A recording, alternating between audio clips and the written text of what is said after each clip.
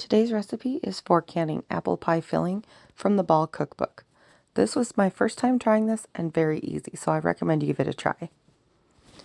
Honeycrisp apples were on sale this week, so that's what we used, but you can use any tart and firm apple. You'll need 12 cups of sliced, peeled, and cored apples, 2 3/4 cup sugar, 3/4 cup clear gel cooking starch, 1/2 teaspoon ground cinnamon, 1/2 teaspoon ground nutmeg, 2½ cups unsweetened apple juice, 1 1/4 cups cold water, and 1/2 cup lemon juice. To get started, we're going to prepare the apples. You'll want to take all the peels off of your apples and also core them. I prefer to do this by hand versus using an apple cutter because I like to have the slices of my apples be a little bit thinner for apple pie than maybe you would get from an apple cutter. So here again, just peeled, cutting them into quarters, and then I just sort of slice out that center of each of these apples, and then dividing into 3 or 4 pieces per section. And this will also depend on the size of your apples, how small that you cut them, and how many slices you get out of each piece. Use your best judgment, what you think works well for you and the size you like in your pie. So I'm going to go ahead and process the rest of these apples, get them sliced up, and then we'll continue the next step.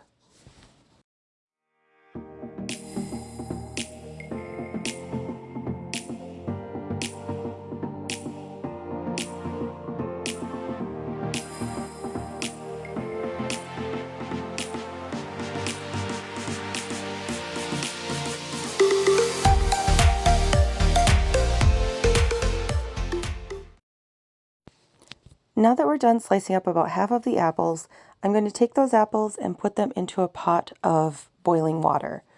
And we're doing this just to kind of denature the proteins on the apple and get them ready to preserve. So throw them in that hot water, give them a stir, and you want to cook them for about 1 minute.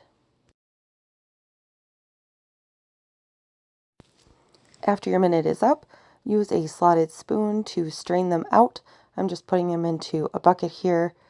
And you'll want to keep these warm, so you won't be putting them in an ice bath like you do with other blanching techniques. This one, you're just cooking them for about 1 minute in that hot water and then straining them out. And at this point, I do like to put a little lemon juice on them to prevent browning. You can also make a solution of water and lemon juice for them to sit in if you prefer. Then we need to proceed to cut up the second 6 cups of our fruit and do the same with that. Once all 12 cups are prepared and you've tossed them in a little bit of lemon juice to prevent that browning, it's time to make our gel portion of the pie filling. To do this, you'll need a large stainless steel pot, and we will be combining our sugar,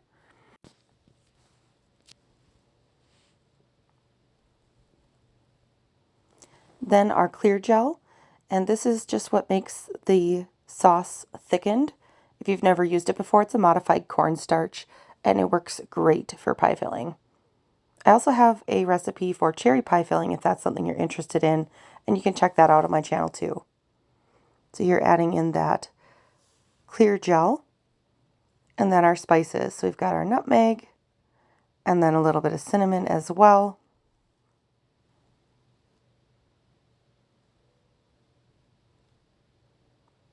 And then give that a nice mix together to distribute everything evenly.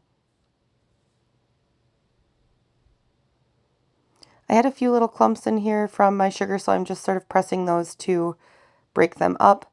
A little bit of moisture in my sugar from being down in my storage, so that's what you're seeing there. And then we're just adding in our liquids. Here's my unsweetened apple juice, and then just a little bit of cold water as well. And again, giving it a good mix. Now I mentioned that clear gel is a lot like a cornstarch or a modified cornstarch.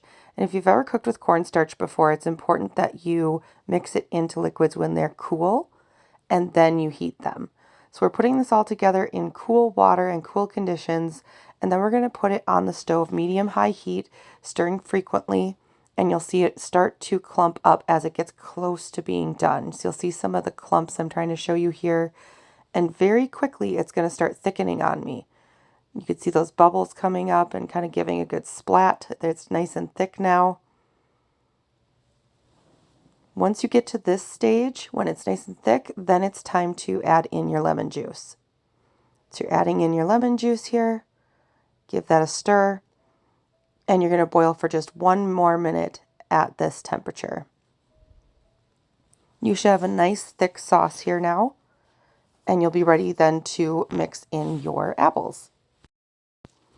Because we will be canning these, we want to make sure that we are making the apples mixture hot.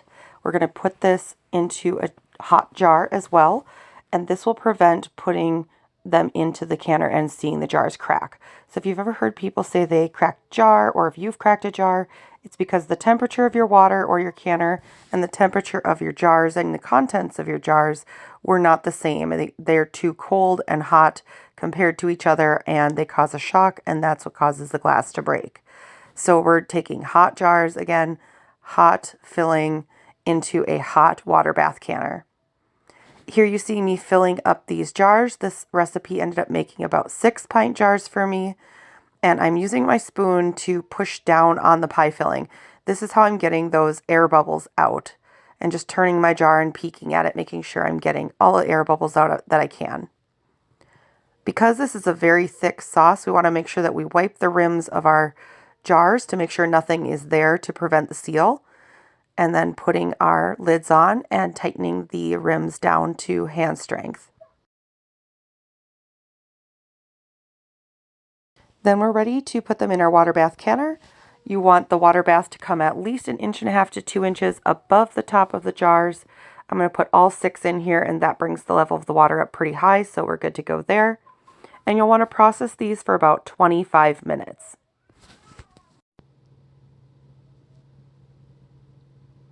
Once the 25 minutes are up, you can just set them out on your counter and let them come to room temperature. Again, this made about 6 pint jars. I think I would use a 1 pint for a small 9-inch pie plate and 2 for a deep dish. I hope you give this a try and enjoy.